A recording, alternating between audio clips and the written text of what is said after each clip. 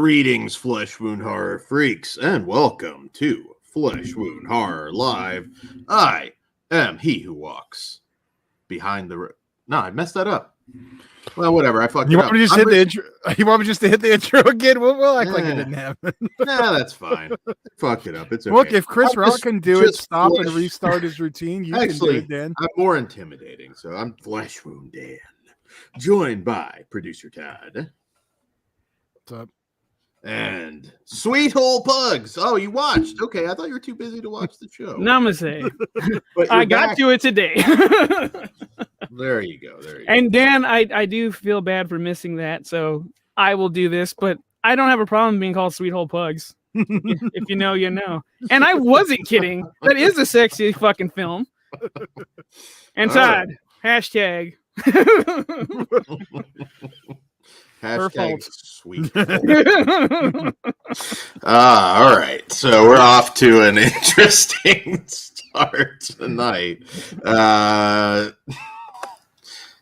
Man, throwing me off already. But that's all right. That's all right. Shout out to Big T, Indie Phantom, Ben Grimm. What up, N-words? Jess Grimm in the chat. It's good to see. I was saying hi to him too, but whatever. Hi, y'all. I'm not gonna type it now since Stan just did it personally. What up, people? There you go. What? How do you know they want to be called people? That's kind of rude, Dan. I am assuming they are people. That's half the fucking problem with today. I don't know. But you know what? I need to be extra careful. I'm tired. I'm a little loopy. Let me dial it back. There's a particular movie Dan's already worried about. I worry about everything with pugs.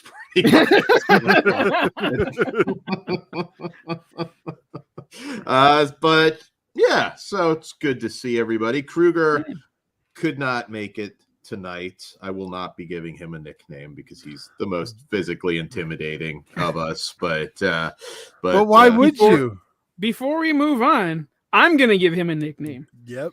And his nickname is Birthday Boy. So let's everybody comment happy birthday, Kruger. Yes. It's tomorrow. Yeah. Do we sing it? No, that legal obligations. Oh, if you want. Legal obligations. You got to cut a beat for us, Todd. I mean, maybe we rap happy birthday. How would you do that, Dad? Okay, Dad, let me give you a beat and you can start it off. I don't think I got to. Oh, now he's back. Writer's block. That's all. No, I don't know. Maybe it's not a good idea. He's probably not. All right. Maybe I'll rap on Patreon. Big teachers. I'm trying to get this thing good. It doesn't sound like This is as close as I got. Go ahead, Dad. What's happy birthday about that? You know what? You just asked for a beat, dude. Happy birthday to you. Happy birthday. Hype man. He's about to drop. You know what? We got his real birthday song.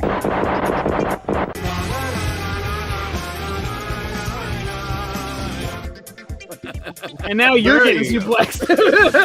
Let me come back. I feel like we're in the middle of a damn rave. What the fuck's going on? Yeah, underbed music. We took some LSD. See, Ben Grimm knows what's up. He knows the classic. My name is Dan, and I'm here to say. Come on, rapper. Shout out Kruger, happy birthday. Yeah. There you go. Shout out Kruger, happy birthday. Ghost Rider. Okay, there we go. I thought you were going to give me like some 8 Mile so I could like. Well, you know what? This little fucking background music gimmick only has so many. You want to like. There you go. That's still a happy birthday. It doesn't. Well, of course it's not happy birthday. They're not fucking happy birthday. You better sing that shit like Shenanigans and make up your own goddamn song. Big Crack Rock feels like he's watching some wacky Japanese stream. Enter the fucking girls. I will do a battle rap version on Patreon because I'm just not feeling the motivation. This music's terrible. Dan, I would love to hear a battle rap. Not give even me time bullshitting. to prepare. I can do a How battle. much time do you need? I'll find us a royalty-free beat in like 3 minutes. I will be in full Like John 10 seconds. Cena gear. April 22nd. I accept your fucking challenge, Dan. Damn. Are we gonna do a live battle rap Sure. from Los Angeles? We got to kill sometime. Yeah, let's do it. Are we going to one of those Compton Mania shows? You really want to dangle that carrot in front of me? If they are running when we're here, we are 1,000% going to a Compton meeting. I will make my return. But anyways, we are here to talk about horror movies. Oh, yeah. If you're just stumbling in for the first time. Real quick, Indy Phantom's birthday is April 22nd. That's a good day, sir. Happy early birthday. Mine's the 27th. So No one cares. yeah. Well, that's fucked up. You're not Indy Phantom. Oh, well, happy birthday, Indy Phantom. Happy birthday, Kruger. And I guess fuck me then, I guess. Big T. Didn't Michael Jackson own the rights to Happy Birthday for years? Who owns it now? Well, I don't know if Michael Jackson his owned victim's family. But he owned it for I don't know if he owned it for years, but it was owned for years. Oh, Ben Grimm says it's public domain now. But it's actually finally been officially put in the public domain. Because there was like a span of years, which is why most restaurants made up those really stupid fucking birthday songs. Happy birthday to you! Because they couldn't waiting. Yes, they couldn't sing it. They had to do their But yes, it is public domain now. So I was going to allow Dan to sing it. Oh, the more you know. All right, so we do have some horror news. One that I'm actually excited about because I've been hearing about this movie for a while. Cinedigm will be putting out Yasuhiko. That sounds delicious. Yasuhiko Shimizu's Cube remake on Blu-ray. We are finally getting that this year. It's just a general thing, but they will be handling the Blu-ray rights, so we'll finally have the Cube remake. I'm a huge Cube guy. If you go back and listen, I'm just no, he's an iced tea guy. We know that. Iced tea guy. But you know what that means, Dan? You're finally going to get your wish. We can do a Cube franchise show. Good excuse. Do you think we could get iced tea to like man? That was what I said about his daughter. Well, I didn't say it. Like, you can mentor me for this battle rap. Oh, is he gonna come after me? Yeah, let's do it. There you go. There you go. It's gonna happen. I'm the only person not to do music on this show, right? No, Kruger hasn't. He's been in a music video, so he's involved somehow. So I'm gonna count that. Well, I was in a music video too, but it wasn't music, and I don't think it ever got put out. It wasn't music, and it wasn't a video. Did I know you? It was a porn title. Did I know you when I was like the ice cream truck driver for that thing? I don't remember. Okay, then maybe that was. Well, I remember you mentioning it, but I didn't know you at that time. I don't think Todd did either. Okay. Well, anyways, in other news, I got Dan a beat. Am I like Kane right now? I'm ruin a beat. I don't even know when it kicks in, so I just threw it on. Well, I'm not going to do it right now. I'm doing news, Todd. You said get your beat. I said I'm going to do it in LA. But you can save it in. But I will like tear you apart, dude. Well, you probably will, but no. Actually, I don't know about that, Pugs. I might. This might be the Rocky rap battle. I might beat you. Okay. Dan, you'd be better off in the stiff competition. That's fucked up. But review coming soon. All right. So, other news. We didn't talk about this. I think this might have dropped last week, but I thought it was pretty cool. Severin is putting out 4Ks of House on the Edge of the Park, which, god damn it, just put out that new Blu-ray. Burial Ground and Zombie Holocaust, aka Dr. Butcher MD. Now, I don't know. You know what? I love those movies, but I don't know if 4K over enhances some stuff for Burial Ground. Well, I don't think you can over enhance something. Yeah. I don't know. I don't know if it's. See, I love Burial Ground, so I will probably get that. Reservations aside, but I feel like the Blu-ray might be the one to watch ultimately for that. They're the 80. They're the 88 films ones, right? Or did Severin announce them too? No, I believe these are all Severin releases. And again, general, I don't think there's a specific release date, but this year.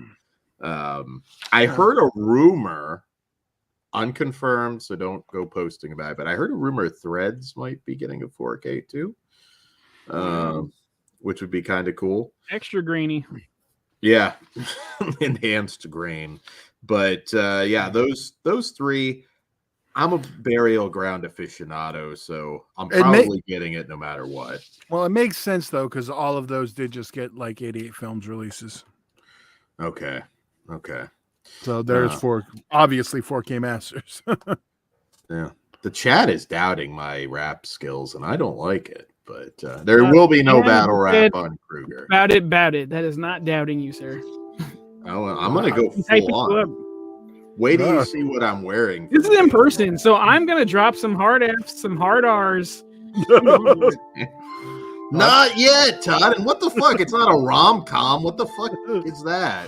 Oh, it's gonna kick it hard. I'm telling you. You give me time, I might surprise you. Everybody doubts me. But other news: Robert Eggers' Nosferatu, which I'm very excited about. It is shooting in Prague now. If you hadn't heard before, Bill Skarsgård will be playing, I believe, our lead vampire. I know he's playing a vampire. Willem Dafoe will be in it, which is really cool because Shadow of the Vampire. Get on a proper Blu-ray for that one. If he wanted to play fucking Max Shrek there too, that'd be fine. I think it's Skarsgård this time, which I'm okay with. I'm really fine. He's awesome. Aaron Taylor Johnson from Kick-Ass has joined the cast. Lily Rose Depp, Nicholas Hoult. So yeah, different kind of vampire film for him. But we're going to see him be in the Nicolas Cage one too. Yeah. I have still yet to see the trailer. Going strong. Normally, like just trying to tackle Nosferatu I'm like, we have Nosferatu. We also have the Klaus Kinski 79 film. I wouldn't think it's necessary, but Robert Eggers and that cast, I'm down. Me too. I'm very, very curious to see what happens there. Also, just a couple other bits, and we'll get into the movies. The new Alien movie from Fede Alvarez. I don't want to hear any plot details. There is no plot yet. The only thing is it's standalone. Like, it's not connected to anything else. That's the only thing that's known about it. But Isabella Merced joined the cast, according to Deadline. And so far, she joins Kaylee Spaney of Pacific Rim Uprising. So it's not connected to Prometheus, Covenant. Probably a good move. I like those movies, actually. But I think... I like Prometheus and Kaylee. I think Covenant was kind of weak. But we should save that for the franchise whenever that comes up. Yeah, I guess we haven't done Alien officially. No. We haven't. Okay. I don't know if we did it on the old show. We've never done it. Well, because that was the thing. Because I feel like we need to do both franchises at once because they I agree. Yeah. And that's kind of what put us I actually have it mapped out, and I'll share it with you, Todd, next time I see you. I think the reason we didn't is like there was just always a sequel looming, and it was just like, let's just do it later. So yeah, well, there you go. That'll be coming sometime, hopefully in the next year. We'll do it in 2024, LV 24. There's also going to be the FX show because that's still a go. And thank you, Jamie. She's saying happy birthday up, Jamie? To me and nobody else. So, and, dying breed, you can get diabetes. That's how sweet. What's up? Cliff. So Dan. God damn it, Cliff. That's fucked up. He's the hybrid from Resurrection. I see the look now. I get it. Well, I would. So she played it in blackface. That's just not cool. Damn. There is also going to be an FX Alien series that is also still a goal. Presumably not connected to this, but I don't know. And on goddamn, everybody's talking shit today. The last I bit was gonna ask you though, Dan. Is your rap name also Primetime DJ Shine? Primetime DJ Shine is going to. Oh, so he does it all. He's pro wrestling Well, superstar. that Shine is going to get actor. some shade thrown its way. God damn. So it sounds like that battle rap will not be available on YouTube because it's live, pal. I'm gonna come up with a lot of beats for Sweet Hole. It's gonna happen. That's gonna be the name of my battle rap. It's just gonna be Sweet Hole. Yep, that's cool. We're gonna put it on iTunes. So I can see what I come up with. Flesh Wound Music. All right, so our last. My wheels are spinning. But if Pugs and I are battle rapping, you got to wrestle Kruger. Why? Oh, anyway, Okay. We all got to do something down there. Finger poke of doom. Fine. Day of the Triffids, of course, based on the John Wyndham book, is being adapted again by Amazon for a miniseries from the director of Chernobyl. So that should be really cool. Take my money. Well, I already subscribed, so I'm down. Yeah, I'm curious. I'm down for that. I'm hoping that'll be decent. And that's all I have for news. So we can jump right into the actual horror movie portion of the show that you're all here for. Alote mijos. With Children of the Corn, I guess we'll do first. And I'm very, very... Hold up. We got to clear some shit. Dan's birthday is April 20th. And also you can search who else. 7th Pugs. Well, damn. I know your idol was April 20th. If you don't believe me, Google it. Tomorrow is Kruger's birthday. That's why we sang happy birthday. And then Dan tried to make it all about him. So. Yes. Jamie's the only nice one in the chat tonight. Jamie's a sweetheart. He's just heard her fucking name. So yeah. There you go. Jamie and Feruza Balk jumping out of the cake. Boom. There you go. Right. He did that on purpose so we couldn't talk shit. I just think he's taking. She's more than a looker, Dan. So you don't treat her like a piece of meat. Feruza Balk is All right, so Cliff's wheels are spinning right now. Children of the Corn. We're talking movies here. So Children of the Corn 2023. Well, actually 2020. This one's been shot for a while, and I know that's confused a lot of people, but the 2020 one is the new one. From writer-director Kurt Wimmer, who I'll talk about here in a minute. This film describes the events leading up to and including the massacre of the adults of a small town in Nebraska by their children after the adults' irresponsibility ruins the crop and the children's future. All right, so I was very curious, not necessarily excited, but curious to see yet another Children of the Corn film. As I've said for a long time, it's a low bar. It's a very low bar. So I was like, maybe this one will jump over it because in my opinion, the third Children of the Corn is the best. It's a B movie. It's just a fun B movie. And, the rest are just kind of The first one's garbage, in my opinion. Garbage? Wow. Yeah, I'm not. I can't go that far. I watch it every time it comes out. Like I've bought it every release. Every time I bought it, I'm like, why did I upgrade? Now I own it in 4K. I'm like, why did I upgrade? But the set came with parts 2 and 3, so at least I got a nice, beautiful version of 3. It also has an extended version. So. Oh, nice. So first off, you don't have to see any of the other films if you haven't. Don't watch all 10. 11. This is the 11th one. You don't need to. There's no reason. Now, this is a little bit different. It kind of throws out the religious aspects of the original story and movies, and it's more of an eco horror film, which I was okay with the basic idea of that. I think kind of having Greta as like your lead villain. Really? Is that what they did? Basically, yeah. That's fucking awesome. What do you mean? She'd kind How of dare work. you, Malachi? He who walks. He who walks. You can just see her shouting. That would make it a much better movie. Unfortunately, this is still a steaming pile of crap. It's not the worst of the franchise, but I'd say it's like middle tier, which is pretty bad. It's the reality is it's tough to make this movie because it's hard to make children truly threatening. Another issue with this film is you can tell it was shot during the pandemic because there's like a town population of about 20. It feels like at most. So it's that didn't jump out to me because it was so small town. Yeah, but there had to be maybe a dozen kids, and it's not explained very well how they just overrun the town. They don't have guns. They did though. They do not have guns. No. The intro explains what happened with the adults. Yeah, it's not very realistic how they and there's points. I'm telling you the number. I'm telling you. Oh no, I'm not arguing with that. I'm telling you with the numbers, like why I think there would be less because of that intro.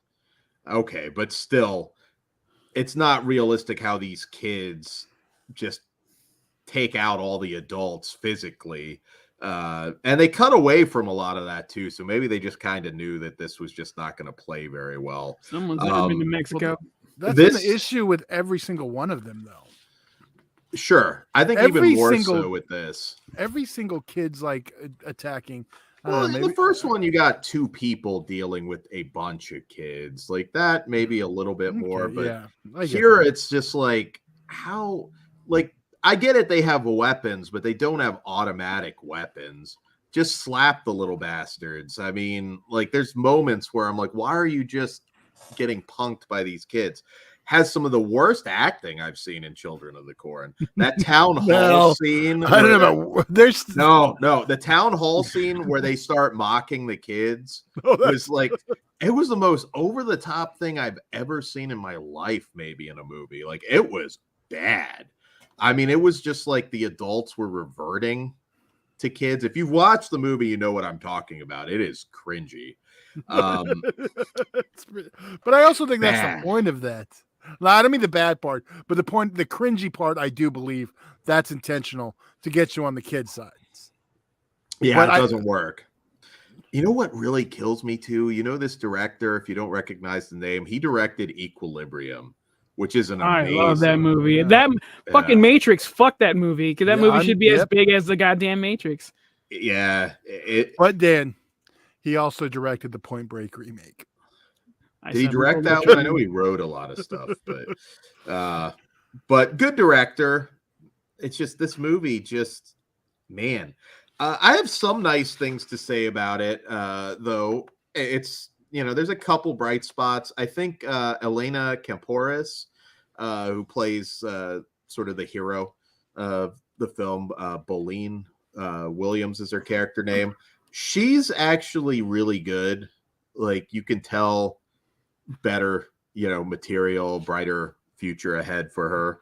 I think she was definitely the Hollywood. Best actress of the bunch. She was, and I wouldn't say Kate Moyer plays Eden, who is sort of our main villain. Greta, exactly. They should have just got Greta. Honestly, no, I honestly, no.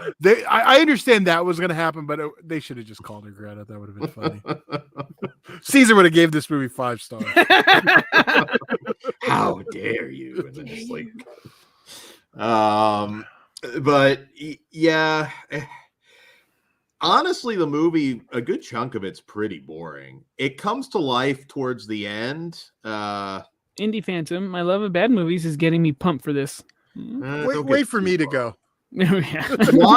Maybe watching it with a group and a bunch of drinks, making fun of it. Maybe there's something there for that. But it comes to life a little bit in the final act. There's a lot of CG.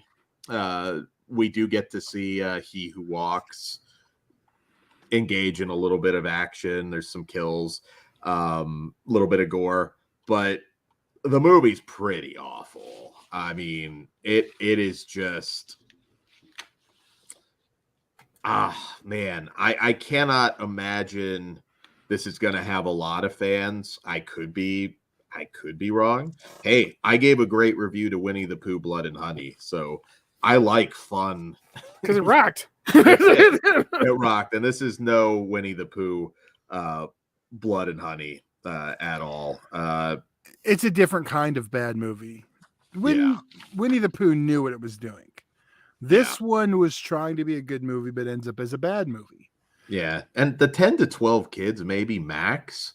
I don't think there's more than that. I never counted them. I mean, honestly, from the original movie, I can probably count the same amount. I was just But anyway, is it bad? Yes. But it's like the scene you mentioned, I was fucking cracking up. Hell, the whole theater was cracking up. It was a pretty good audience. They were all pretty into it. But yeah, there's like one point where I swear to God, like the sheriff, I think it was, we're gonna listen to kids. That was so fucking bad. Indy, I think you'll like it. It is bad. It's you see how it's riling up Dan over there. But I'll tell you this. This is when Dan should have known I was having a good time. I don't want to say who it was because it'll give the character away. But there was a moment, it's implied a certain character has done some inappropriate things. Then later, when said character is getting killed by a group of people, whatever, I don't know. He's screaming, "No means no." Well, you sold a ticket just for that. Not a ticket, but I will stream it wherever. The great Aussie character actor Bruce Spence. You may not know the name, but you certainly know the face. Well, Dan, you realize I just didn't say which character it was, so it wouldn't be a spoiler. Oh, well, that's not really a spoiler. It literally, I told his face. You can't even spoil this movie. Dan, just because you didn't like it doesn't mean other people want it spoiled. Yeah, Evil Ed said it was all right. Yeah. I don't think it was great by any means. It was a dumb, bad movie. Well, hot tag, Todd. I mean, where does it lie roughly for you? Hot tag. Like three, I think, is everybody's favorite here, right? It's not everyone's favorite because there's a lot of people that like. No, just here. Okay, well, I don't remember. I have to revisit them. Okay. It's the urban one, so it's probably your favorite too. No. See, I like some weird ones. I like Genesis. No one else likes. But I do like the lead. This is rough. See, Terminator. Yeah, I like that one too. You're crazy. It's in 3D, and we do some time loop stuff. So I'm a mark for that. What was your question, Dan? I got thrown off with. Well, I mean, where does this one rank? It's roughly. I'm not asking you. Towards the top, in the middle, towards the bottom. See, that's the thing. I can't without rewatching them all because they all just kind of blend into one blob, other than 1, 2, and 3, and then like some of the last two. So not top tier. I'd put it under the first 3, but I don't know how far under I'd put it. It's definitely. I can't know. You know what? I'd probably put it over the original because I'd rather watch that again. Because as dumb as it is, stuff happens. Whereas in the original one, you're just fucking sitting there. It's like I think even the final resolution to everything in this is kind of stupid too. It's better than the original. Well, the original's god awful. I don't know. I'd have to rewatch it to say. But oh man, what a shitty franchise. Oh, Naomi Watts. She was in the 4th one. Yeah, Eva Mendes was in one. I know too.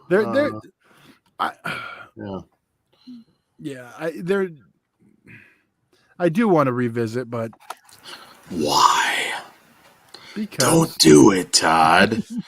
There's better ways to spend your life, Todd, than watching all 11 of these.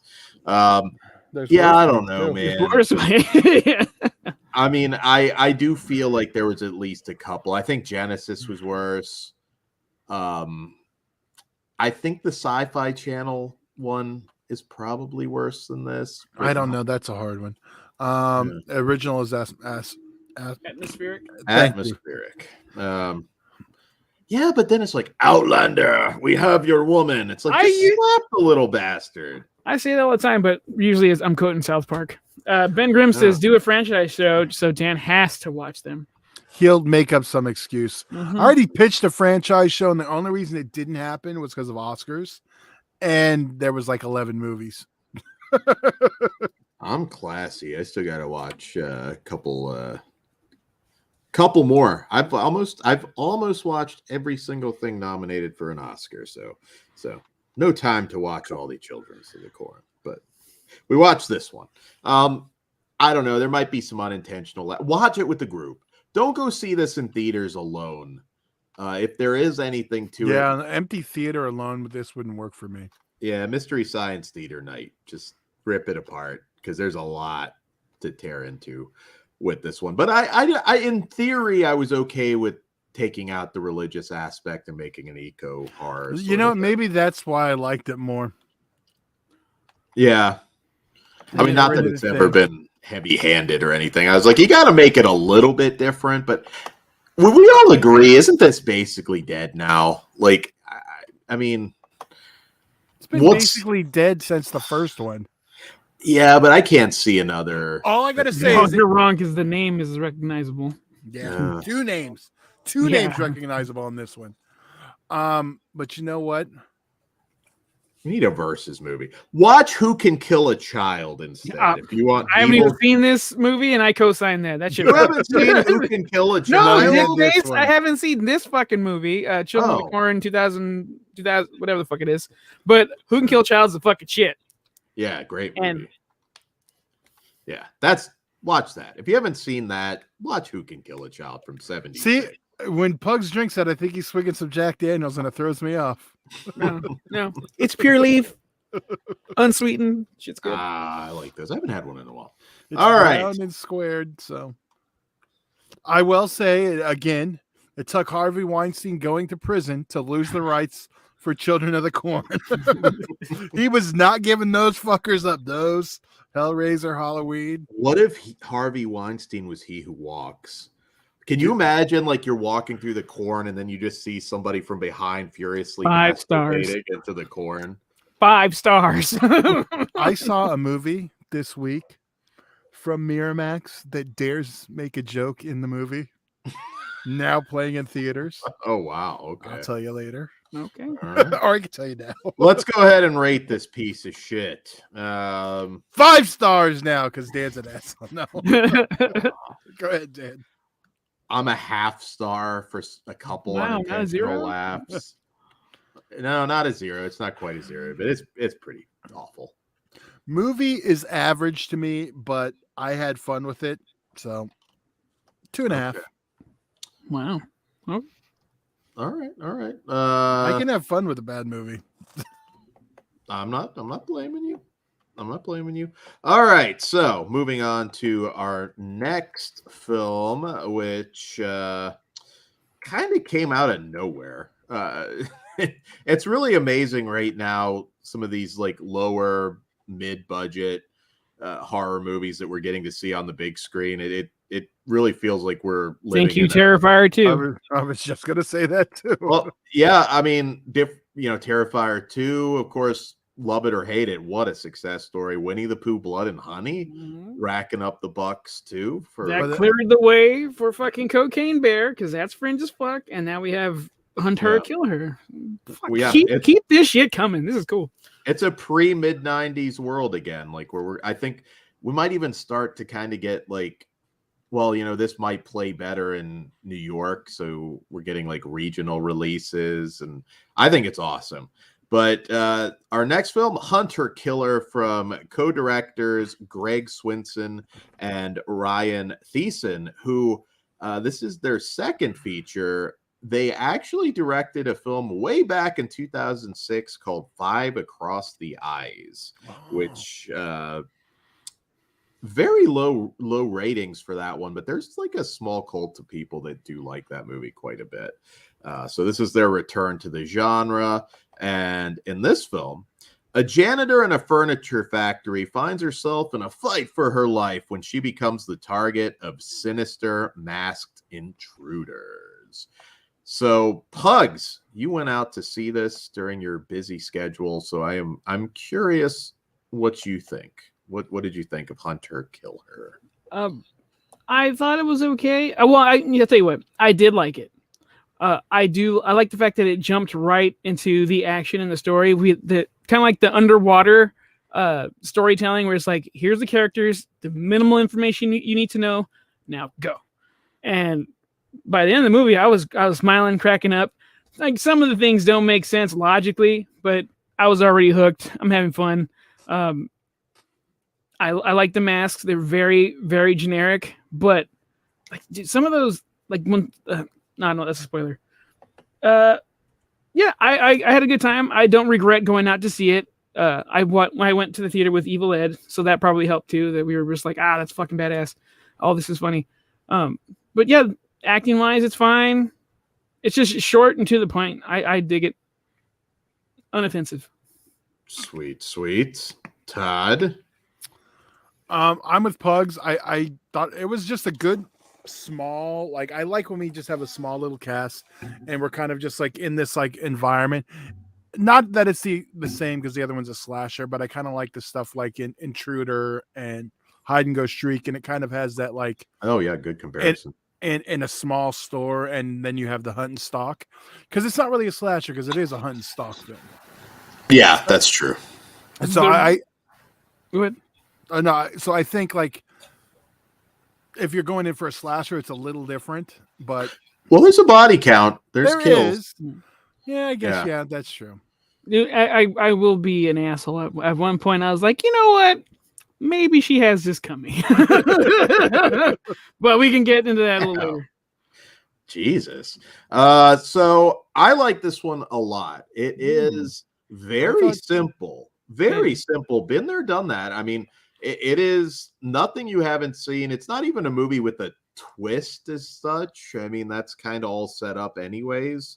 But it's basically 90 minutes of pure suspense, stalk, chase. Ben makes a good point, and I agree that I like that our lead actress felt like authentic. It wasn't like, the Tara Reid as a scientist casting. Like, it felt like she could be like a real janitor, a real person in general. She looked like a mixture of Darlene from Roseanne and fucking Greta. See, I had Greta again. I had maybe from Arrested Development stuck in my head. We're gonna get like the Greta action franchise. It's just she's the new John McClane. I just want her to say yippee ki yay. Oh my god! With the accent. Okay, I know I talk a lot of shit like for George Bruce Willis, but did you guys see what happened to him like on TMZ? No. So side story, he went to the coffee shop with like his friends. He was having a good mental day. TMZ came out, fucked everything up. He was like shivering and like he was hiding, forgot who he was again for a second. So his wife went online, was like, "Hey, paparazzi, I know it's your fucking job, but please take it easy." So like, I will still continue to talk shit, but I'm aware I would not do that to an actual handicapped person. Stop being or a mentally challenged person. Stop being a fucking asshole. Just that. That I felt so fucking bad when I heard that. Well, hopefully he doesn't. That sucks. It does. He starts thinking he's a Sixth Sense character. I thought Pugs was gonna go with some joke about him wandering around Nakatomi Plaza. Get out of the air vents, Bruce. Yeah, he's on it. We'll have to take you there, Dan. I'm sorry, we're assholes too. So I did say we would stop, but I was like, you can be funny about it and also have a heart. Like, come on. Yeah. So yes, back to Hunter Killer. Natalie Terrazino. I really liked her a lot. I thought she was a really strong lead in this. She's very likable. It's a simple setup, but she's a mom. She's trying to survive. Our villains, very intimidating. They all sounded like Scorpion from Sub-Zero from Mortal Kombat. It was all like, get over here sort of stuff, and it kind of worked. I mean, it's simple, but man, I enjoyed the hell out of this one. I think it was tense. It hit all the right notes. Like Todd said, like hide and go shriek, Intruder. I dug it. that shit hurt. The hand. I'm like, Give me your hand. Yeah, it's a painful ooh, ride. and the reveal when she takes her jacket off, I was like, fuck yeah. That's when I started really liking the guy. I thought the plunger bit, I thought that was really cool. At first it was, and I started laughing. I laughed quite a few times in this one too. Yeah, I kept thinking the redhead one was Dirty Ron. I was throwing I will say that was the one thing that I wasn't a fan. I thought the voice changing wasn't realistic to me because those aren't like voice changing style masks, and the way they take them off. Dude, I had just watched To Leslie like right before or the day before, so it's like I'm seeing things that connect. Now, I will say a lot of the things that's a minor a minor thing, just noticing. A lot of the things that still will drive me crazy, dropping a weapon when you have a weapon for no reason, that drives me nuts. And there's moments like that. They explain why she can't. Oh, at that point, but even before earlier, there's a few times. Yeah, that's why she got the. If you have a villain down, make sure they're dead. Bash their fucking skull in. Like, make sure they're dead. Like, that drives me nuts too. A lot of movies do it. We're going to talk about something about that later. Now, here's my big criticism. And again, I had a blast with this movie. Why wouldn't they have brought guns? Because they were playing with her. They were toying with her. But you figure at least he would have had one. The one of them. Was there no gun in the entire movie? There was no gun in the. You know what? I didn't even notice that. I didn't. Oh my god! I thought I was a real American. Fuck. I mean, these would be the type of guys that would have guns. So wait, what does that type of guys mean, Dan? Are you assuming something? Assholes would have guns? I have guns. Heroes have guns. Yeah. I'm a hero too. So. No. Rap battle sensation. You gonna bring your gun, Dan? When you lose, probably not a good idea to bring that on the plane to LA. But didn't someone just get busted doing that? Oh, yeah. Sonya Deville. Sonya Deville, yeah. Oh no, I kind of feel Sonya gets a pass considering. Yeah, what just happened? By all means, you carry that shit. I hope you feel safe. They understood. Yeah.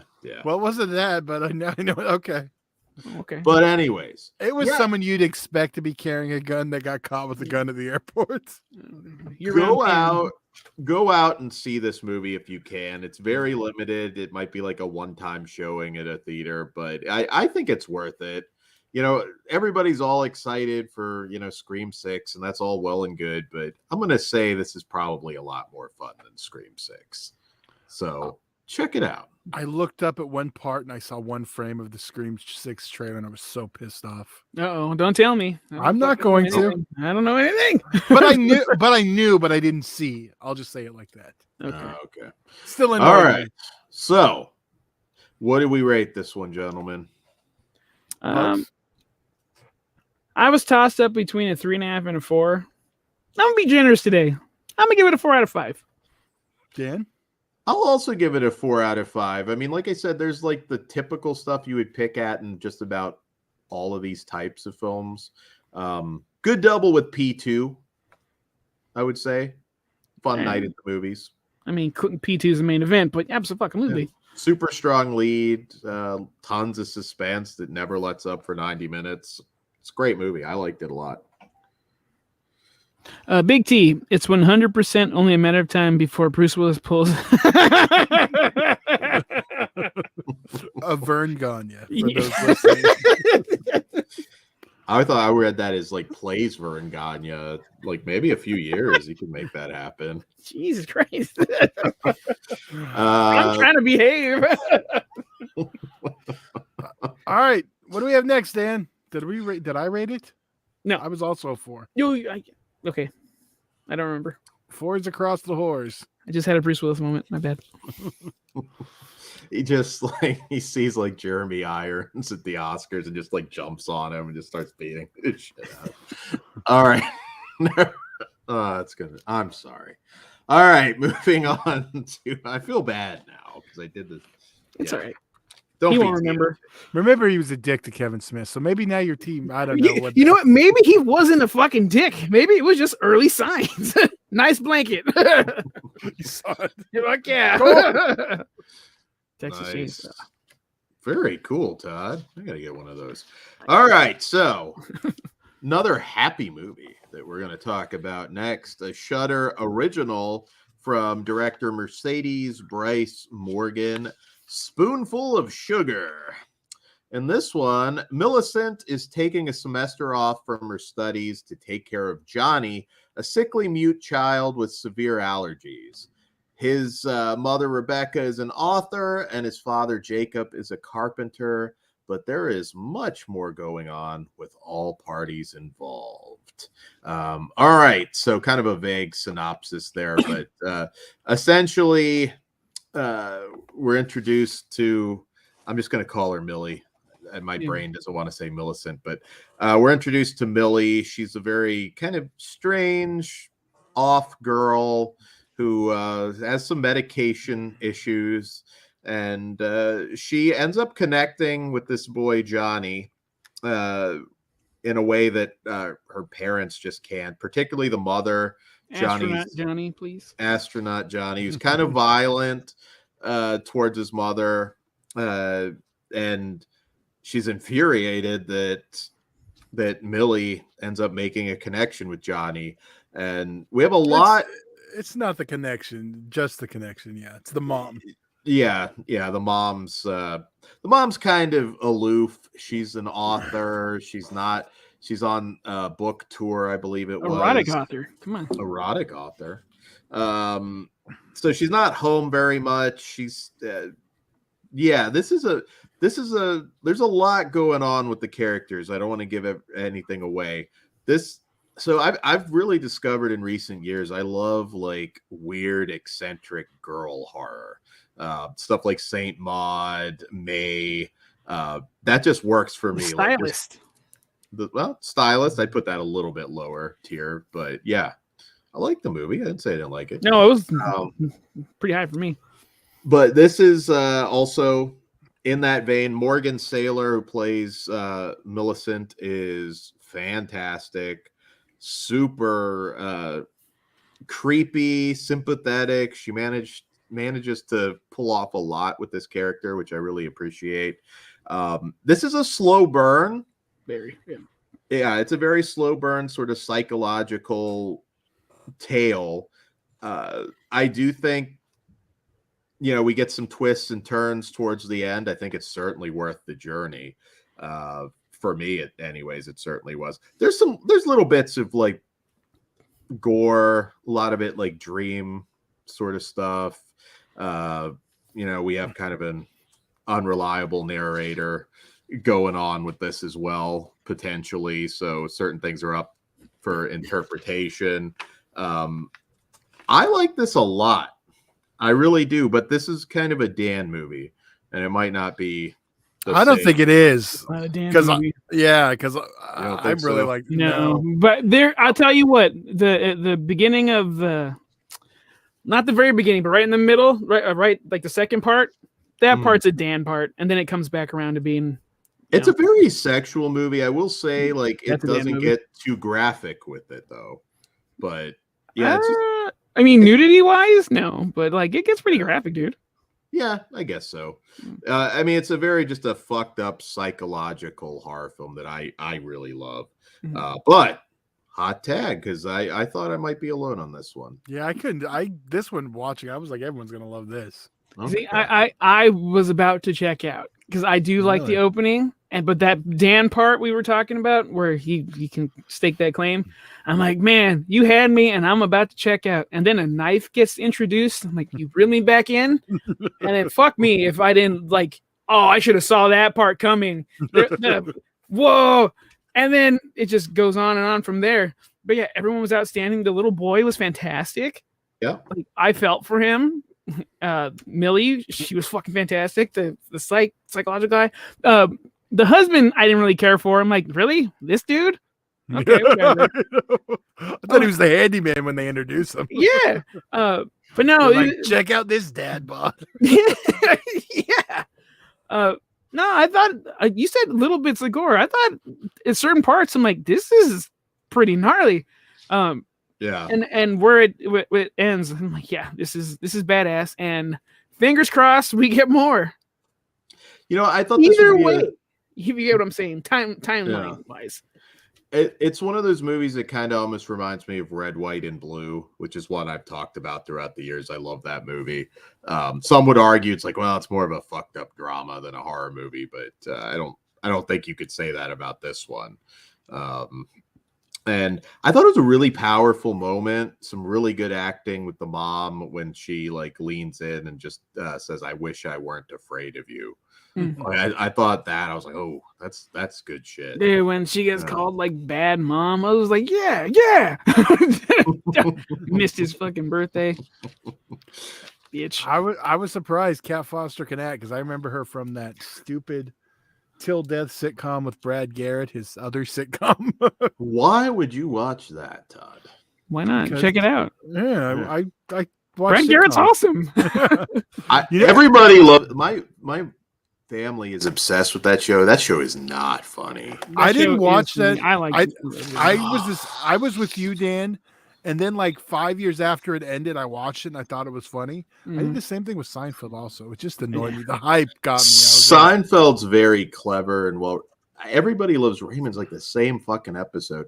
And I get annoyed when people laugh at it too. I'm just like, it's the same fucking thing. It's most sitcoms are the same episode over and over. Just yeah, it is easily digestible for common folk. Like it's just a good time. It's mindless television. You don't have to watch it. Some parts are funny, some parts are not, and Deborah is attractive as fuck. King of Queens. I like Everyone Loves Raymond way more. I'm an According to Jim guy, which I'm solo on, but it's all right. They had great Halloween episodes. How did we get to a Jim Belushi sitcom here? Like, wow. I also liked Yes, Dear, which like no one remembers. It was a Greg Daniels. That was the one before he did My Name Is Earl. I don't remember that. So, anyways, back to like just soul crushing horror. Oh yeah, did we rate it? Todd, did you like it? Yes, I did, very much so. You guys should definitely check this one out on Shudder. I was super impressed. I really love this movie, and that last shot too. I thought that was great because I didn't necessarily expect where they were going with this. So I thought that was really cool. You know what? My rating just got bumped up. Well, go for it. I'm gonna give it a 4.5 out of 5. I am also 4.5 out of 5. I'm very close to a 5. Just a couple. I don't know if it quite hit that. I was sitting at a 4 because of that little lull, but when it reeled me back in, and you know what? It fucking delivered. Yeah. Yeah. Todd? Yeah. It's a great I'm sticking with my 4. Okay. All right. So that is Spoonful of Sugar. You can check that out on Shudder right now. Moving on to our next film, which is Swallowed, which, all right, one second here. So Swallowed is from director Carter Smith, who, that name, if you're unfamiliar, he directed The Ruins, which was based on the Scott Smith novel, which if you haven't read that, The Ruins is an amazing novel by Scott Smith. And a pretty good movie from what I remember too. I haven't revisited it in a long time, but so I was pretty excited when I saw that he was the one that was directing Swallowed. And Indy Phantom asked, Swallowed, is this Flesh Wound After Dark? it is. I mean, there's some swallowing of things, but no, it is not Flesh Wound After Dark. There is some erections going on too. There's it could be borderline Flesh Wound After Dark. But all right, so this one follows two best friends on their final night together with a nightmare of drugs, bugs, and horrific intimacy. Another simple synopsis, but basically this follows Benjamin and his buddy Dom. On the name Dom. Yes, and Benjamin is getting ready to go to LA to start a career as a porn star, and Dom kind of drags him along for this drug deal that goes awry, leading to them having to swallow these suspicious looking drugs and basically be mules for the Mark Patton character of Nightmare on Elm Street 2 fame, who plays Rich and shows up at this location to retrieve the drugs. So I'm going to say, when you watch this movie, go into it looking at it as Mark Patton's character from Nightmare on Elm Street 2, and he just went down a really dark fucking path. I mean, you try going through that trauma and see where you land. There you go. He should have just been the same one. Just watch it. Might as well be. Maybe he changed his name. I'll be honest, I was waiting for him to jump on the bed. That's right. Do the dance. Give him a comb. They had. It's not a comb. It was a brush? pop gun. What? It was a Oh, pop gun. yeah. My bad. I had the exact same one from Knott's Berry Farm as a child. I was like, hey, I didn't reenact it though, unfortunately. You didn't reenact it. So this is a gay themed horror film.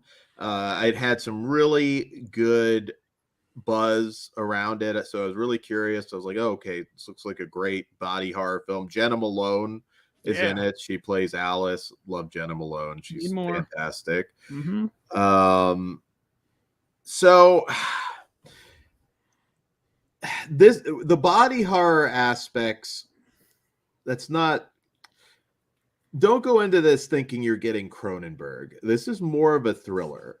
In fact, it's really strange because I kept thinking, I was like, okay, so they're swallowing this suspicious bug-like thing. Like, surely we're going to have a finale with a lot of grisly Cronenbergian kind of effects. You will be disappointed if you go in with that. Other than the fact that these are bugs of some kind, I mean, that's not a big part of the movie. None of that's really particularly explained. Now, it's more of a thriller. There's a bit of a romance there with the two friends, and that's what I would really go into this one. A slower moving thriller where it starts to fail for me. I think the first half or so is interesting enough. I like the characters. The last half, so Mark Patton is very creepy in this. He's not so much intimidating, and that's the issue. But okay, physically, sure. But imagine putting yourself in that scenario. What just happened those hours before? Now this dude, a ball of fucking energy with a gun, comes in. He's scary. I don't know, especially at one point where he's injured. This is the man who Everything's logical.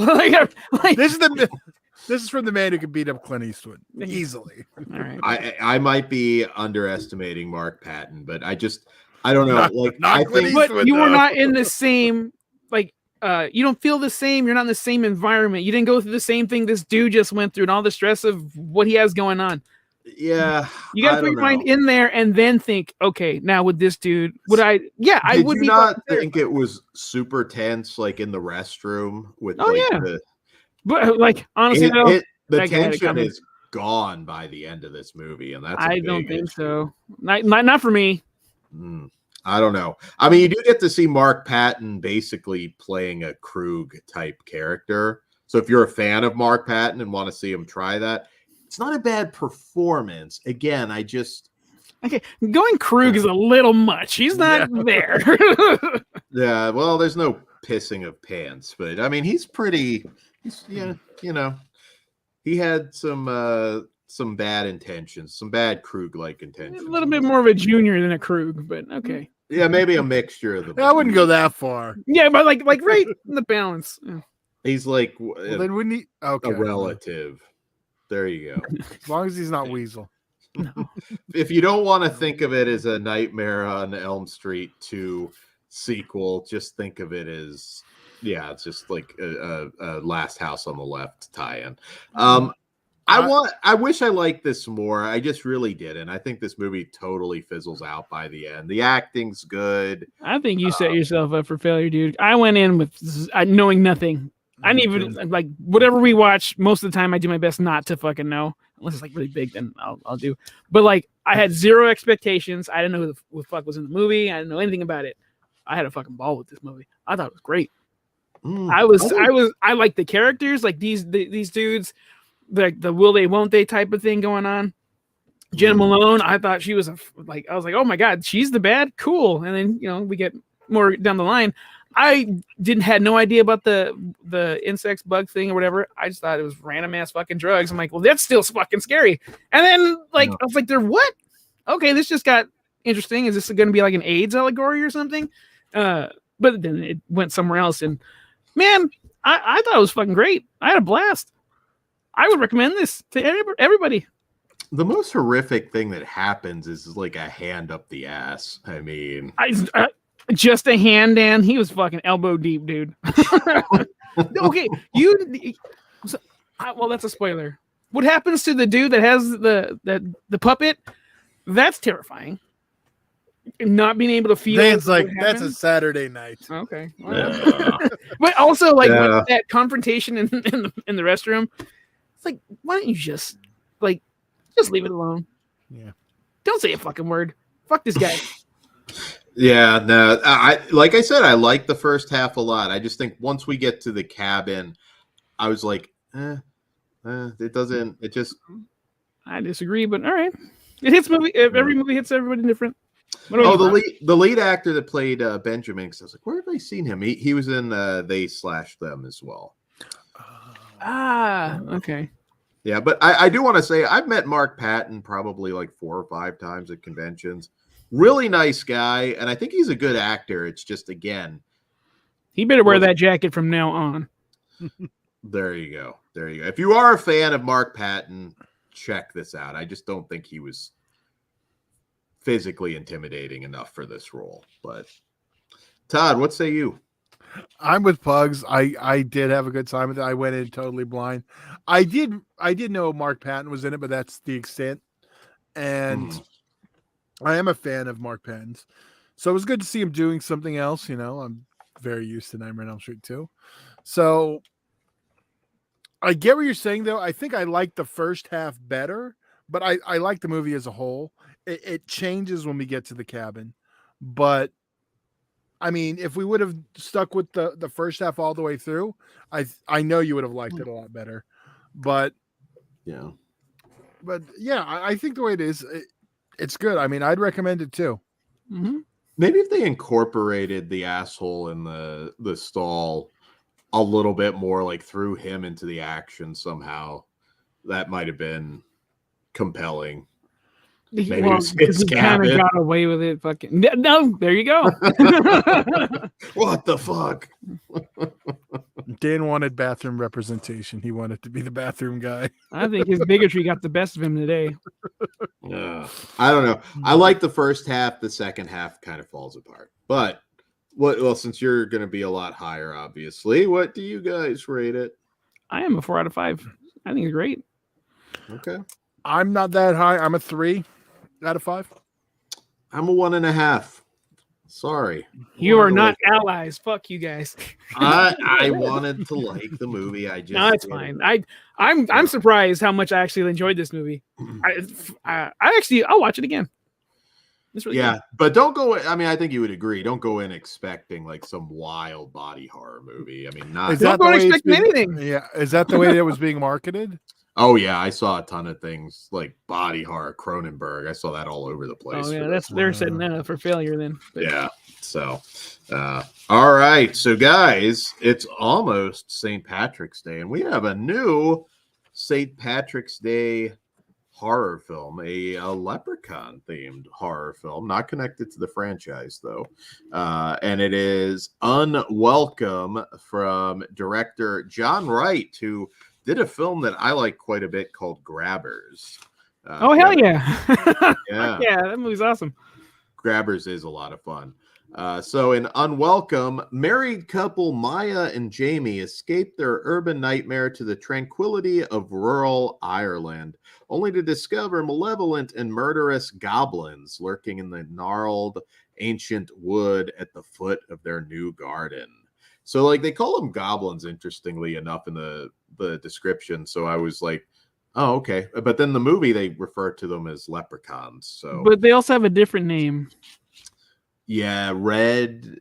Sean McManus, if you're in the chat, you probably would know the Irish folklore better. But I mean, they call them little people. But then, yeah, there is another name for it. But they're basically referred to as leprechauns. So I'm going to say leprechaun horror movie. And Dan, what? Where can we see this? Wow. That was rude. You can see this Friday in theaters and next week on VOD. I don't know how wide this will be, but I don't know. Dan's mic just cut out. I don't know why. So anyways, well, God, I posted that like 10 minutes ago, Todd. God damn it. All right. So always good to have a new holiday. You know that stays horror there, right, though, Dan? Combined with your review, you might be done. Well, anyways, Unwelcome. So just a little bit about that. I'll tag you in first plugs, but just a little background on the cast.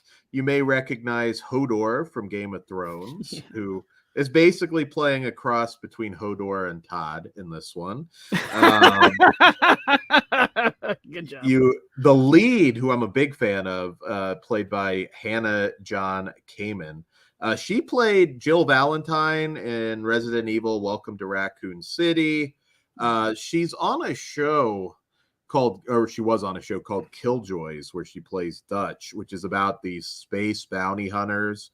It's really good. It's not a super sci-fi, it's more action-based, but really good show. She was also in Game of Thrones. She played Ava in Ant-Man and the Wasp. She's been in a lot of stuff lately, and I like her a lot. So that being said, what did you guys think of Unwelcome? I did like the Hodor meets Todd comparison. That's fucking cool. This was cool. Dan, wait. Todd, can you say hold the door? Hold on, what? Can you say hold the door? Good. You got to say hold the door. Come on. Yes, maybe could. Hold the door. Oh man, I just made myself sad. Any fucking way. This I had a blast with this also. This week's been pretty good. Not gonna lie. I didn't know what it was about at all going in, so that was helpful. Dan, I think this is how you would react in this same scenario. All bark, you give it a try, and then fucking let your lady take care of it. That's exactly what I think you would happen, dude. No, you tried. You're doubting me. This is exactly what would happen, Dan. I go down swinging. Yeah. I mean, those were some tough. Okay. Anyway, I saved its life, and I got bit in the ball sack for it. You saved his life. Did not save him. You know, I couldn't wait to see the meeting with him and Bruce Willis. They're going over their film catalogs together. I did Die Hard. Well, I did Die Harder. I did Die Harder. I did Die Hardest. Continue. I don't remember. I'm trying to remember where I was. The lady, the main chick, was irritating me in the beginning. It's like, at that point, you should just leave a mark so they can be identified. But whatever, tensions are high. Blah blah blah. The lore behind this is great. I like the pub that they go to meet the townsfolk. The drunk guy was hilarious. The dog's awesome. There's a lot to like. And then by the end of the movie, it's fucking straw dogs with leprechauns in the mix. This good that time needs to go on the box. Dude, there's a good time to be had. Straw dogs with leprechauns. Am I wrong? No, you're not. There is a bit of confusion though in the chat. The movie doesn't take place at St. Patrick's Day. It's just Leprechaun. So Yeah, no. there's nothing. But Yeah, there's no mention. a good one to watch for the holiday. It works for it because of the leprechauns. Yeah. I also like the way it's shot because it feels like a stage play. It's like super bright, and sometimes it looks super fake, but it's okay because we're At least like, I can see it. Well, we'll talk about that. It just takes you to a different world. I dug it. I like the bad shit that happens. The fucking bag we get at the end. I was like, oh shit, they went there. Yeah, this is great. Highly recommend. Go out there, support this movie, buy it at home, support this movie. It's fucking fun. Todd. Yeah, I'm with Pugs. I liked it. It did. There was a few times it did have you could tell the lighting did give it a cheap look a few times. But yeah, I wasn't sure going in because I'm not a huge fan of the lead. But I did really like the story, and when we get to the leprechaun stuff, that's when I really enjoyed it. I like the the straw dogs with leprechauns, so I can't be mad. Dan? It starts off. Sorry, my dog might bark for a minute. It starts off as a pretty brutal, like, home invasion sort of thing, and I was like, you think, okay, killer leprechauns, this is going to be more of the cheesy variety, which is fine. I love the Leprechaun franchise, but it's a pretty damn serious opening, and I think that tone shift might get people a little bit because it does shut up. It does kind of he's not gonna shut up. Yeah, well, why don't we come back? Pugs, you got anything better to say? Todd, do you see the Dan in the main character Jamie? Like, right? He would react the exact fucking same. I forgot. Me. I'm saying you in this battle rap. And then... we have a threat on here. I might just challenge Kruger to a wrestling match after that. I might just take we can you just all Ed hair versus hair. Well, let's see how he's gonna. Well, no, not Kruger. Ozzy, I can beat. Okay, then your final round is you have to face me and Kruger in a round of Edward 40 Hands. Oh my God, you're gonna die. I'm calling you out, Edward 40 Hands. I don't know what it is, so I don't accept. We've talked about it numerous times. We're gonna duct tape a 40 to both of your hands, and you got to drink it. And the first one to pass out loses. I'm not a drinker. So I will play that game at XP. I'm not a drinker, so I can on air concede that. But anyways, my dog. We'll give you 32. I think it's calming down. So there's a big tone shift. Obviously, it was I was okay with it. Now it's a good hour until like the leprechauns are really showing up. But when they do, I think you get that cheesy, fun horror film that you want. There were some Evil Dead or Sam Raimi looking shots in there. Yeah. It's just like I feel like a lot of people that are going to watch this. And again, it's a good film for that hour. Like we get to know these characters, we get to know the townspeople, the great Colm Meaney of Deep Space Nine fame. Chief Engineer Miles, Todd, you know that, of course. That the big dude, the dad, right? Daddy, the guy that wanted to be called Daddy, which I thought was by everybody. Which dude, I watched Party Down South. I got no problem calling someone Daddy hard. There you go.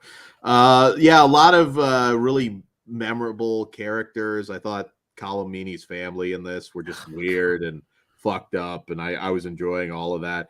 And when you do get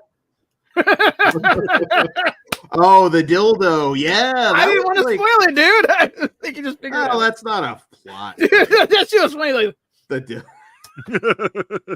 that was unusually gross. I was like, for 2 seconds, it turned into a trauma movie.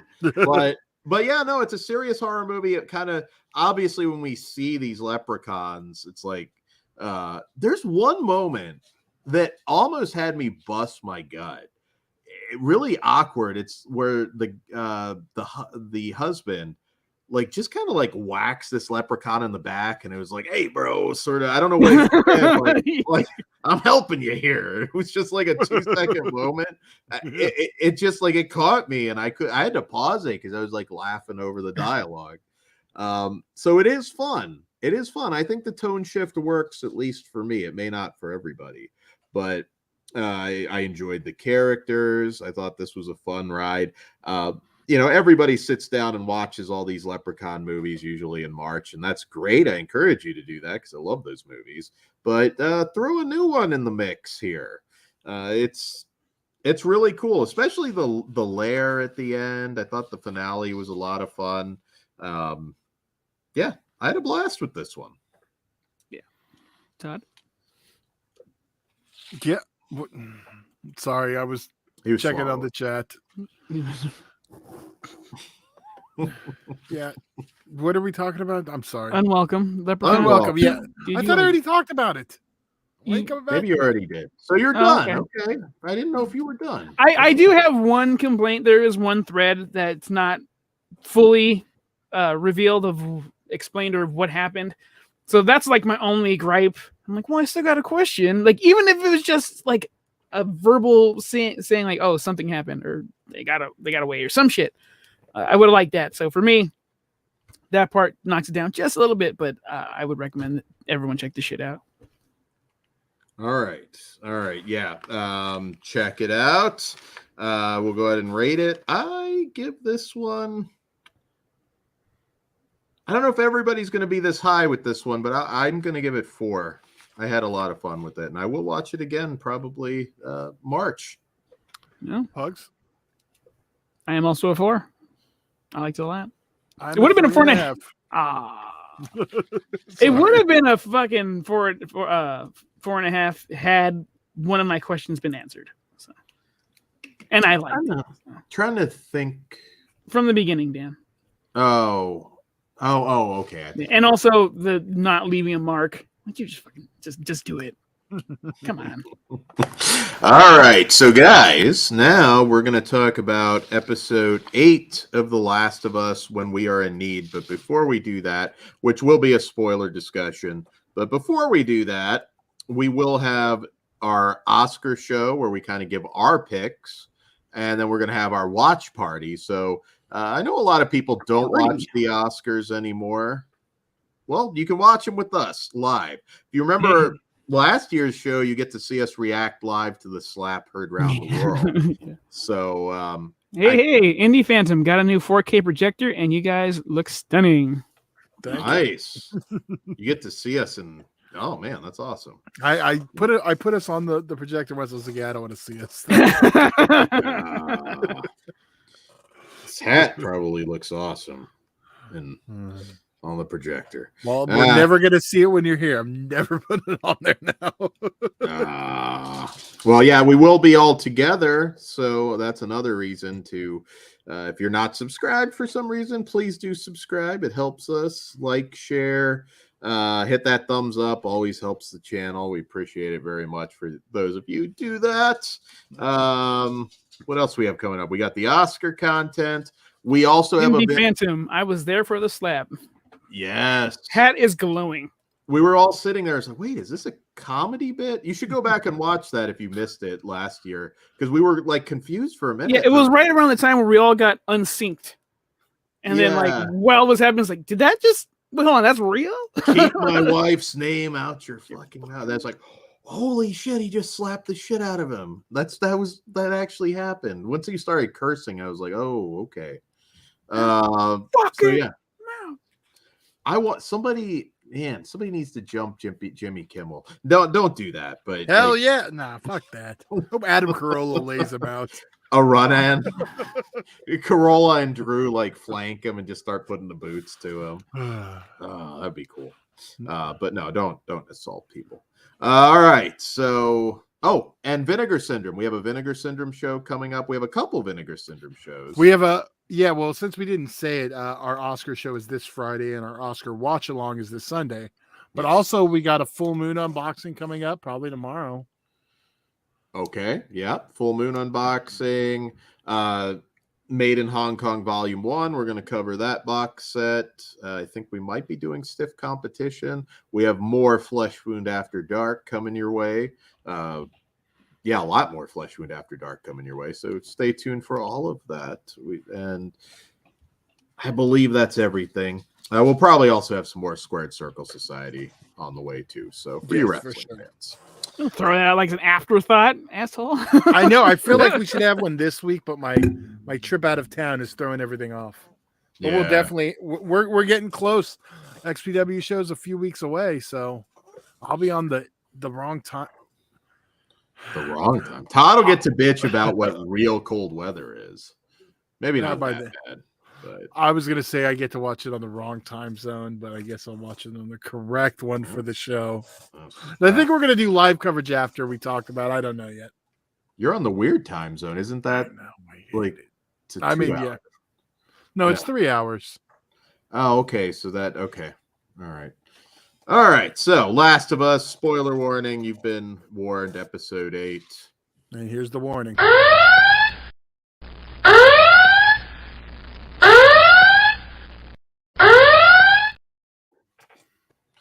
All right. So, if you're still here, we're talking spoilers.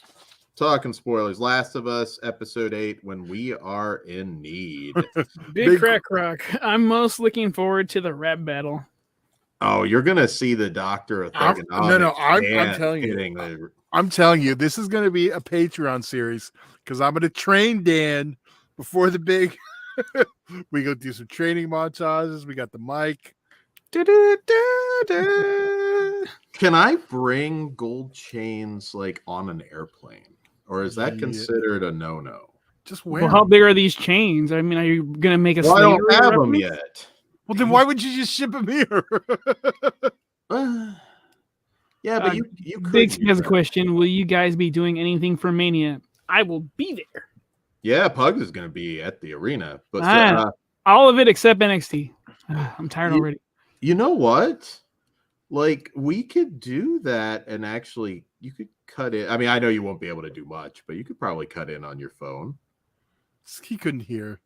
Yeah, we could barely hear at XPW, which we still need one more test. We will be. I'm pretty sure we'll be live from CCW on the 30th, or at least 2 of us. Okay. We'll see. At least maybe, I was thinking maybe pre-show. I just need to test some stuff.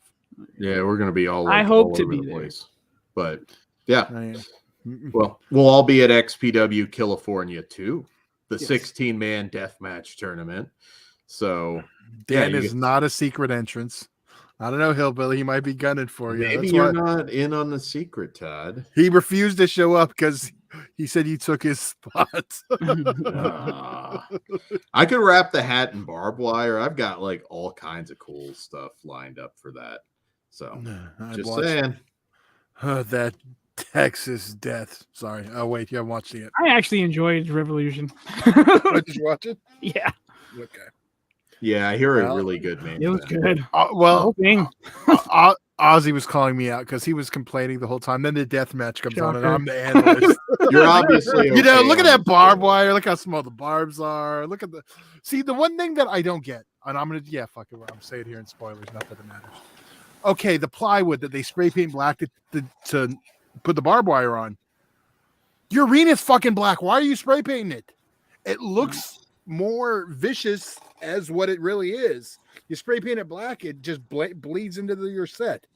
If you're going to be doing a death match, Texas death, wouldn't it make sense to your gimmicks to look like gimmicks? I don't know. Real quick though, Todd, I'm with you, but what color are XPW's beds? They're black, but I don't have an excuse. I know. Black is a cool color. That's probably why. But when they bring but that's a bed of something. When they bring the boards out, they're not painted. True, but if the concept is there, it's just because it looks cool. You just want as a deathmatch fan, you want to see the blood. So I get it, but again, black is. Maybe I wrestle Ozzy in his signature Chilean prison match. Only if it could end like the beginning of a trauma. So The Last of Us, Yes, go for it. Oh, me first? Okay, cool. Oh yeah, go for it. All right. You explained the episode title? Yeah, you did. Yeah. Again, this show is a fucking home run. It's fantastic. Ellie is fucking amazing. I've never played the game, so I don't know what was going on. But to find out that this, I don't want to say cult leader, but the pastor or whatever, the pretending to be Catholic, kinda, then worshiping the fucking fungus. That's cool. The most diabolical thing that he did though was he wants a child bride. So I was like, whoa, guy. But we should have seen that coming. I was a little disappointed that he didn't get at least one finger in there so we can deal with some real trauma. But traumatized enough. This is fucking great. And then the reunion of Ellie and Joel at the end. Baby girl. Her eyes. My God. Up yours, Dan. Yeah, I mean, she had to do some pretty intense acting there. I mean, you see with this show though, you don't really know. Like, my initial thing with the preacher was like, there's something more with this guy, David Koresh. Yeah, but then it's like, well, maybe not. Like, because this show does kind of surprise you at times. So I was like, I mean, maybe not. Maybe have we noticed there's been like no fucking infected people for a while? Of infected things, like I don't even give a fuck on the show. But do you care? I barely notice. Okay. Yeah. Honestly, if it all just becomes about that, it's just a standard monster thing. Not that they're not cool looking monsters, but you know, like they're then it's just like it just becomes like, oh, this is just Walking Dead with super zombies. So I think it kind of works. Honestly, when we do get them, it's pretty intense. We haven't really, I mean, since the Melanie Linsky episode with the car going down into the ground, but even that's like, you know what, like 10 minutes. I mean, we had an attack last week, but it was small at the mall. Yeah, that's true. This is another winner. Super intense. Now I think, like, you know, that bond with Joel and Ellie is, you know, stronger than ever at the end. I think not even really trying to hide it anymore. Like, you know, that's essentially his new daughter, and they care for each other. He called her baby girl, and I believed it. I thought when she broke his hand, the creepy preacher's hand, when she got him to put it through the tell him Allie did it. Yeah, that was like pretty much just like, yeah, fuck you. Tell him a little girl just broke your fucking hand. I don't know how, I can't remember the exact dialogue, but I thought that was pretty badass. You see what else I can do with his hand, though? The whole thing was just super intense. Like, this might be, I don't think it's my favorite episode, but it might be just about as intense as anything they've done before. Just gave her a time to shine. I haven't really thought about my favorite episode so far, but this could definitely be in the conversation. Like, has there been a bad episode? No, there hasn't been. Yeah. And I'm kind of glad. I know everybody's bitching. It's like, oh, only 9. I was like, no, keep it short. Next week's not 10. It's only 9. Yeah, next week is the finale for season 1. Yeah, I still worry about, you know, HBO Max though. Yep. Doing what? They're not going to cancel that. Well, I think it's safe for now. Yeah. Yeah, but it's, you know, it's HBO Max. Like, things are not good there. Did you see, dude? There's nothing but positive ratings and words and word of mouth on this. One's safe. I think this one's safe. That's going to go with Game of Thrones. It's fine. Do you think this is like probably one of the most highest rated shows ever in terms of, like, I don't really hear a whole lot of. I don't know. Yeah, I mean, I don't. By highest rated, you mean highest reviewed? Yeah, reviewed. I mean, in terms of just, I rarely hear anybody say anything bad about it. So, and nowadays, like, there's always going to be like haters for a show, but like, I really, maybe there is, and I'm just not aware of it, but it sure as hell seems like everybody loves this. You're probably not in the mob mentality of the people that don't like this. So, no. But I haven't seen a lot of people hating it. Yeah. Are you looking for it though? Because did it even cross your mind to take a look? No. am I looking for it? No, but I would see it if it was. Yeah, because whenever whenever I know the gay episode got ripped apart, and then the second gay episode got ripped apart by bigots, but fuck those guys. exactly. No, but I mean, man, look it deserves it too. I think this show's fantastic. Netflix sure as hell needs something like this right now to really blow up. But hopefully they don't Raised by Wolves us, because I am enjoying this, and that's usually a bad sign when I watch. At least this one's got numbers too. Yeah, this one has the game audience too, and I think that's where the next wave of big like IPs are coming from. Like comic movies are a little bit on the decline, and I think the games are going to be like, "Hey, check out this dick! Look at this! It's The Last of Us. It's great. What else you got?" You hear Chris Pine make his comment about, oh yeah, he took this new role because he doesn't want to do any more comic book movies. Motherfucker, you doing a fucking tabletop fucking game movie now? Is it any fucking different? Is there a difference between fucking? I'm gonna after that. Okay, Play School. Are we out of spoilers now? Oh, yeah, I guess so. Okay. Yeah. I think that new Dungeons and Dragons looks like shit. I don't think it looks like shit, but am I interested? Nah. I'll wait for video or streaming. Yeah, I'm not leaving my house for that. It looks pretty bad. The only way I'm watching that is if it times out with something. At this point, I'm not going to the theater to see that. Dude, some movies you don't fucking need to. That's one of them. Yeah. I will say that 2000 movie, it had Richard O'Brien. It had its moments. Probably end up being better than this. You know what? I hope this does succeed so we can get better ones. Like, give me Double Dragon, although that's a fighting game, but come on, that's your rules. You have Double Dragon, Pugs. I want an updated one and one that's actually good. Alyssa Milano in those shorts. One that's actually good. Okay, I'm not gonna shit on that unless she wants me to. Wait, Dan, so you think that movie's good? Is that what you're telling me? No, I said Alyssa Milano shorts are good. Well, there's room for improvement. Yeah, the broken clock's right twice a day. There, I got it in. We need Fairuza Balk playing that role in the new one. Are we going Supernatural? Fuck you, Todd. So she can play Ghost Rider. It's fucked up.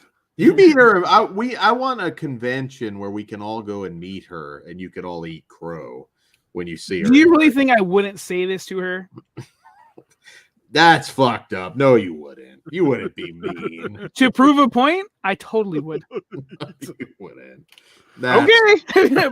You paid a ticket. I'll fucking tell this bitch. Like, what happened? Let's hear about your drug use. Are you throwing up? Why does this look like a... You know what? I'm going to behave because I was about to make a Holocaust reference and we should not do that. Well, there you go. Anyways, on that note... That's all we have for you today. He said I would take a photo with her with birdseed in my hand. Well, I love you, Fairuza, and I apologize for all these assholes. I used to love you. Me too. On that note, good night, and we will see you here soon. Good evening. I'll see you in Disneyland.